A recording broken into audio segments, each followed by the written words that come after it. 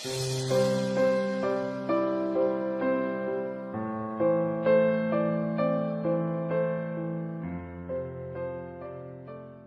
nama Bapa dan Putra dan Roh Kudus. Amin.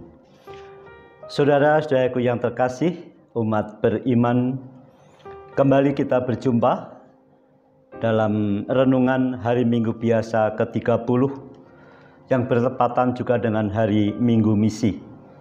Bersama dengan Komsos Keuskupan Agung Merauke, kita akan mendengarkan renungan berdasarkan bacaan hari Minggu ini.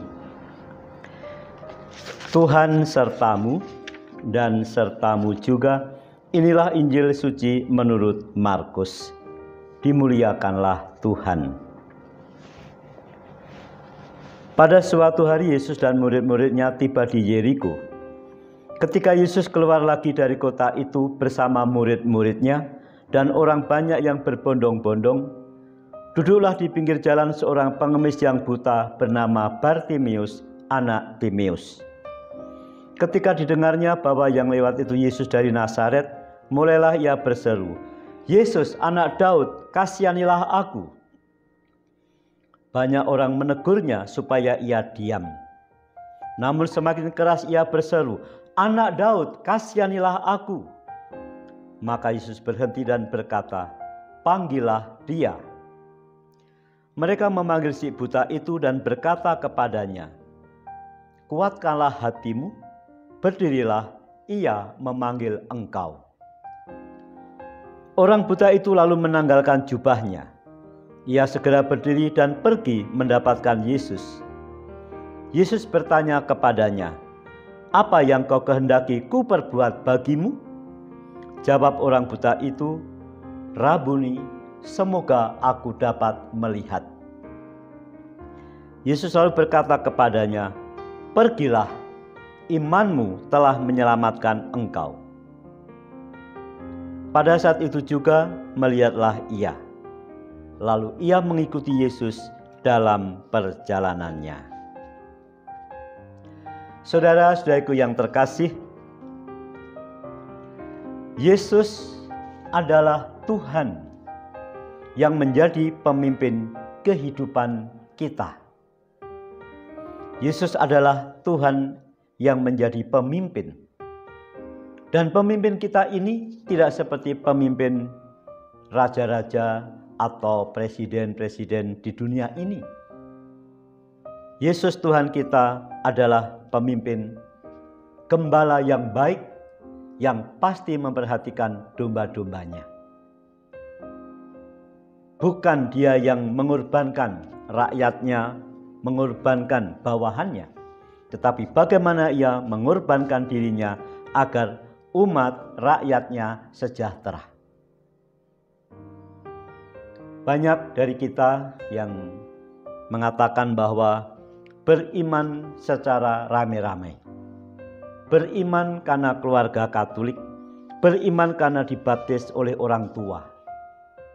Tetapi beriman secara pribadi itulah yang menentukan kebahagiaan dan keselamatan seseorang. Beriman secara pribadi sampai kepada Yesus, itulah yang menyembuhkan. 3 tahun Yesus hidup di dunia, di daerah Palestina, di Israel, dan tidak ada masalah yang tidak diselesaikan oleh Yesus. Banyak murid-muridnya, banyak pengikutnya. Tetapi bagaimana untuk bisa selamat, maka masing-masing harus sesampai pada pribadi.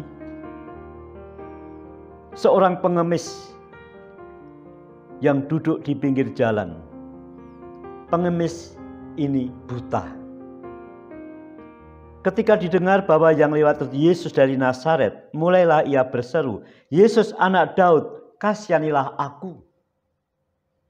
Karena memang kebutaan ia sedang merasakan. Profesi mengemis yang terpaksa ia lakukan, dia sendiri yang merasakan. Maka ia berkepentingan betul untuk ketemu dengan Yesus, untuk disembuhkan oleh Yesus. Yesus pun juga menuntut iman yang personal. Ketika melihat Bartimeus datang dituntun oleh murid-muridnya, ia pun masih bertanya, "Apa yang kau kehendaki ku perbuat bagimu?" Maka jawab Bartimeus, "Rabuni, semoga aku dapat melihat." Rabuni, guru, semoga aku dapat melihat.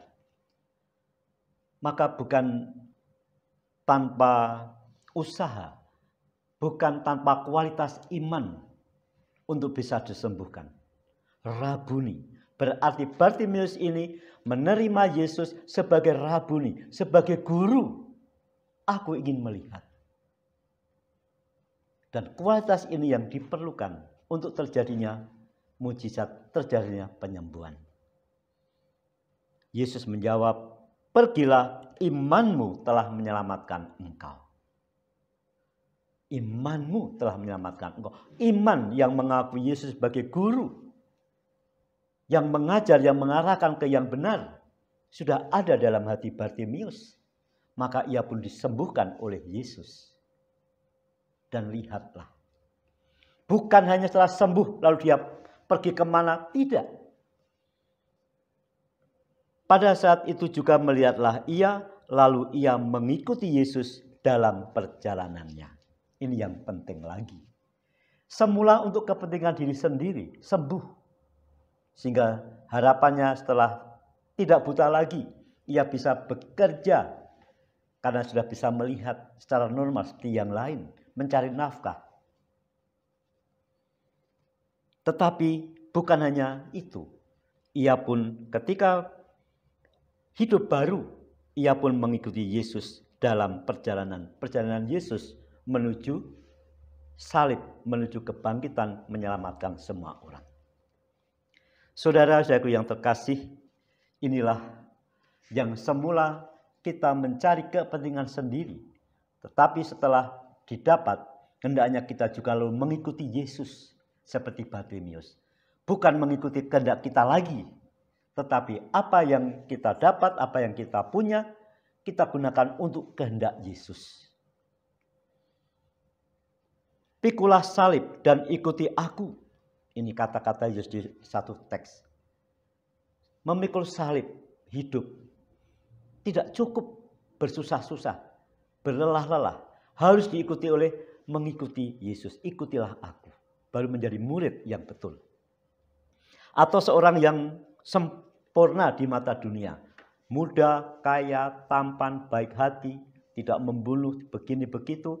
Untuk hidup sempurna bagaimana? Yesus mengatakan, "Jual segala milikmu, bagi, dan setelah itu ikutilah aku." Umat sekalian yang terkasih, marilah di Minggu Misi yang kita rayakan hari ini, kita harus menjadi pengikut Yesus yang mengikuti Yesus dan yang bukan mengikuti diri sendiri. Inilah kunci. Apakah kita bahagia sekarang ini dengan kondisi kita yang sukses, yang kurang sukses, yang agak sukses? Ataupun juga kita yang tidak sukses tetapi bahagia? Kuncinya karena kita mengikuti Yesus dalam keadaan kita apapun. Tuhan yang memanggil, Tuhan yang menguatkan, Tuhan yang juga menumbuhkan kita. Asal kita tetap setia mengikuti Yesus, kita sebagai murid mengikuti sang guru, Rabuni, sembuhkanlah aku, dan salib yang ada pada kita, kita pikul untuk terus mengikuti Yesus sampai kesudahannya. Tuhan yang memanggil, Tuhan yang memberi kekuatan, Tuhan yang menyembuhkan dalam perjalanan kita, Tuhan pula yang memuliakan kita dalam hidup dan karya kita. Dimuliakanlah Allah kini dan sepanjang masa. Amin.